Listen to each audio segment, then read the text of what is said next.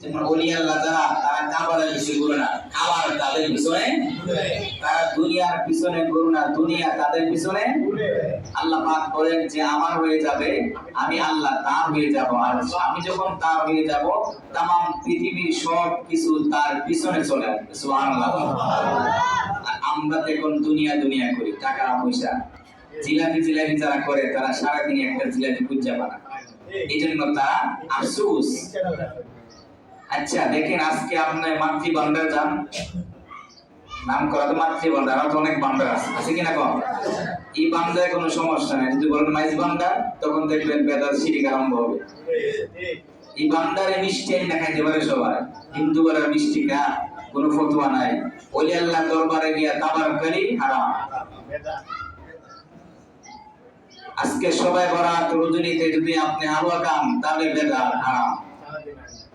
আপনার হিন্দুর দোকানতে হালুয়া কিনা খান জায়েজ আছে, মিষ্টি খাই জায়েজ আছে। আচ্ছা বলেন তো হালুয়া এটা কি হারাম না হালাল? সবাই বুঝতে বলেন হালুয়া কি দিয়ে বানানো হয়? যেটা আমাদের ইসলামের মধ্যে হালাল হারাম আছে কিনা কম? হালুয়া খাওয়া হারাম। রুটি দিয়ে আমরা খাই, যারা ডায়াবেটিস রোগী তারা রুটি বেশি খায়, ঠিক না? অতীতে ছিল কি জানেন, আপনার রুটি খাইতো তারা গরিব, আর এখন রুটি খায় বলুন তো বড় লোক। উল্টা উল্টা হয়ে গেছে না? রুটিটা কি হালাল না হারাম? হালুয়া হলো হালাল, রুটিও কি হালাল। সাথে দরগে কাশিকা বা মুরগি গুস্তকা, গরু গুস্তকা, ঠিক কিনা বলেন? গরু খাওয়া কি হারাম না হালাল? মুরগি খাওয়া, ডিম খাওয়া যদি হালাল হয় এইগুলি, আজকে রাত্রে গেলে কেমনে হারাম হবে আমাকে বুঝান।